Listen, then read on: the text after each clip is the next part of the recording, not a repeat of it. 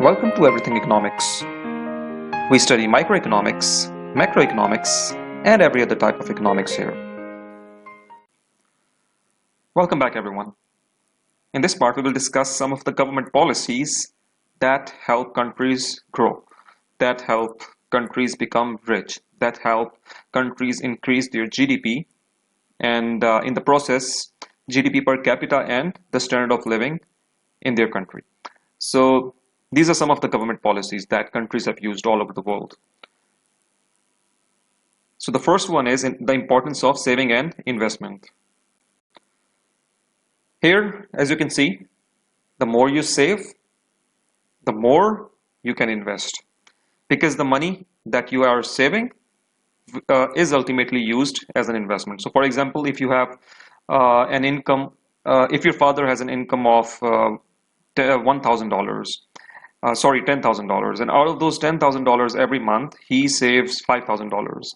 So in a year, he will have 5 into 12 is equal to $60,000. He can use that money, these $60,000, to invest. He can start a new business, or he can invest in another business, or he can also purchase stocks in the stock exchange market. So the more you save, the more you will have for the investment purposes. And the more you invest in a country, the more jobs you create, the more opportunities you create for people living in a country. So investment is very important because it leads to improved productivity, it leads to increase in productivity, it also increases GDP of a country. Therefore, there is definitely a link between investment today and growth in the future. If you do more investment today, that investment will generate more money in the future. If you don't do any investment, the future will not be really good, and there will not be a lot of jobs created, and there will not be a lot of opportunities created for the business owner as well as for the society as a whole. The more you save, the more you will have for investment purposes. As I've already explained, the more you save, the more your parents save, the more they will have to invest. And normally, what happens is that they save in the banks. So most of you will have bank accounts, and when you are saving the money, you are putting that money in the bank. And what the bank do is the banks use deposits to invest. So the banks have your money as well as a lot of money from different customers. So collectively, they have a lot of money. A single bank will have millions of dollars as deposits. So what they can do is they can use that big amount of money to invest further, to invest in businesses or stock exchange or wherever they want to. So this is another link, how savings lead to more investments. Savings are put in the bank, and the bank use those to invest. And personal savings can be used to start a business, as I've already explained here. Personal savings can be used to invest in a business. So this is the first policy. The more people save, the more they can invest. And how it is linked to government policy, because when people save in the banks, the government can set high interest rates to encourage people to save more. So that's one of the government policy. They can increase the interest rate so people put more money in the banks, and in exchange they will get more interest on their money. Or what the government can do at the same time is that they can encourage consumers to save more through other means as well. We can also see that the growth experience of different countries and understand that. So here we have growth and investment of different countries. The growth rate, this is between period 1960 and 1991, as well as investment during 1960 to 1991. We will see the link. The more you invest today, the more growth those countries will have in future. So here we have some countries. So South Korea, their investment was high. Investment as percentage of GDP, that was pretty high. Singapore, high investment as percentage of GDP. Similarly for Japan as well. Similarly for West Germany as well, and several other countries like United States.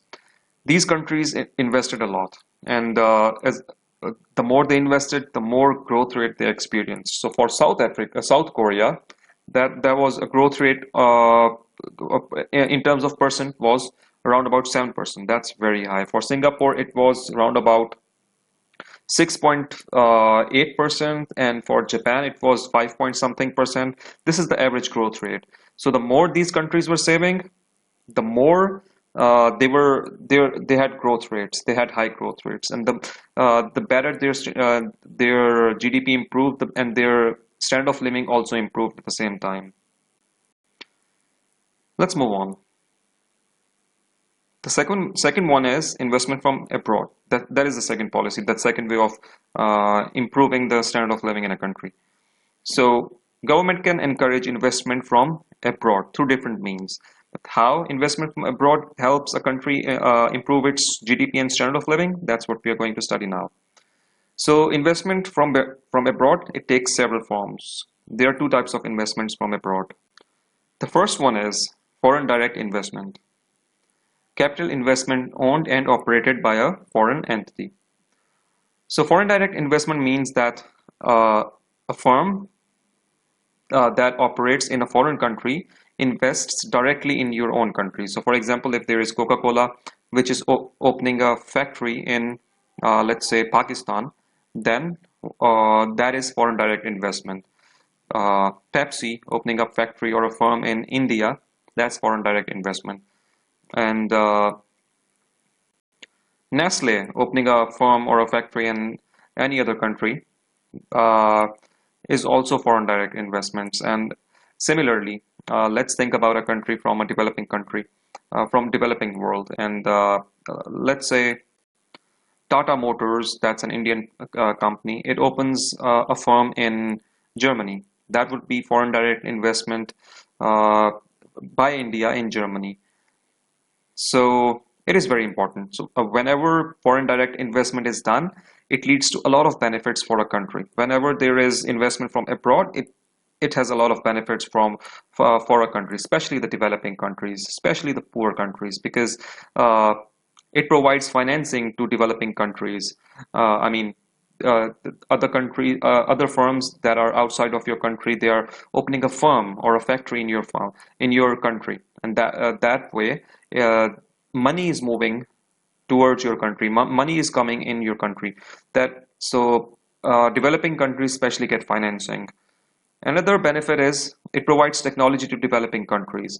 Whenever companies like Nestle or some other big firms, they move into your country, like for example Microsoft, they move in your country, or some other technology-driven firms, they move in your country, like Uber, then there is there is more technology. The country is getting technology from developed world in a sense, and there is also benefit for people living in that country, because they get jobs from these big firms or multinational corporations. When they open a firm in a poor country or in any other country, the people living in that country, they get jobs. So there are a lot of benefits for investment from abroad. So another type of investment is foreign portfolio investment. Investments financed with foreign money but operated by domestic residents. There is simply movement of money from one country to another. Whenever there is foreign portfolio investment, the people from another country are purchasing securities or stocks in another country. For example, if there is someone living in United States and they send money to, let's say, UAE, United Arab Emirates, to purchase stocks there, then that is foreign portfolio investment. That's not foreign direct investment, because here only the money is moving from United States to UAE. It consists of securities and other financial assets held by investors in another country. It does not provide the investor with direct ownership of company's assets, but through shares. So there is no direct ownership.